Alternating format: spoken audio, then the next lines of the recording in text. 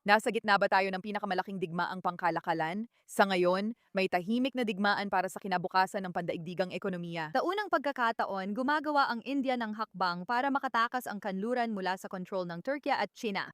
Plano itong gawing pinakamahalagang land bridge sa mundo ang Israel, iiwas sa Kanal Suez at Iran, at papalitan ang mga dating tagapamagitan ng kalakalan. Nagsimula ang ating kwento 1,000 taon na ang nakalipas noong ang mga hari ng Europa ay naging adik sa mga pampalasa tulad ng kanela, paminta at nutmeg. Hindi makikita sa kanluran ang mga kayamanang ito, hawak lang ito ng mga lihim na Arabong mga ngalakal mula sa malalayong lugar.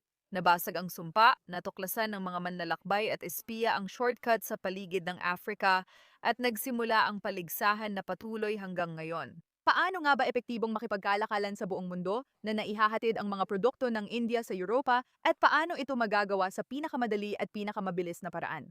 Tanong ito na nagpasigla sa ekonomiya ng daan-daang taon. Karamihan ng mga gamit mo ay naapektuhan ng mga rutang pangkalakalan. Ang langis ay dumadaan sa kipot ng Hormuz na kontrolado ng Iran at kung tutuusin, 20 milyong bariles kada araw, gamitin ang maliit na lagusan na yon. And gaya ng maiisip mo dahil sa pagiging pabago-bago ng Iran, medyo nagiging problema ito. Nung ang pandaigdigang kalakalan ay dumadaan sa Iran at Ehipto sa maliliit na lugar na madaling masira ng ganito, kailangan natin ng ibang alternatibo o kompetisyon. Diyan papasok ang IMEC, ang koridor pang-ekonomiya ng India gitnang silangan Europa. Malaking planong network ito ng ship-to-rail transit at data cables na mag-uugnay sa India at Europa sa pamamagitan ng Saudi Arabia, UAE, Jordan at Israel. Malaking pagbabago ito para sa Europa at gitnang silangan kaya pupunta si Modi, punong ministro ng India, sa Israel ngayong linggo. Masigasig ang mga kaaway niya na bumuo ng sariling rutang pangkalakalan.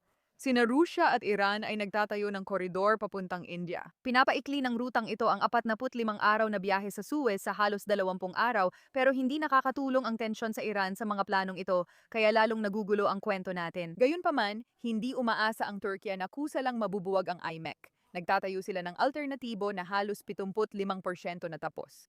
Dumadaan ang transit route nila sa Iraq pero ang kaibahan ay isa itong mahabang rutang panlupa, walang dagat at hindi kailangan mag-unload. Sa pagkonekta sa UK at sa iba pang bahagi ng Europa, parang sinasabi ng Turkiya sa kanluran na hindi na kailangan ang IMEC corridor sa Israel. Mas mabilis ang ruta namin, dumadaan sa lupa at direktang konektado sa inyong mga kasalukuyang istasyon ng tren. Ginagawang hindi mapapalitan ng Turkiya.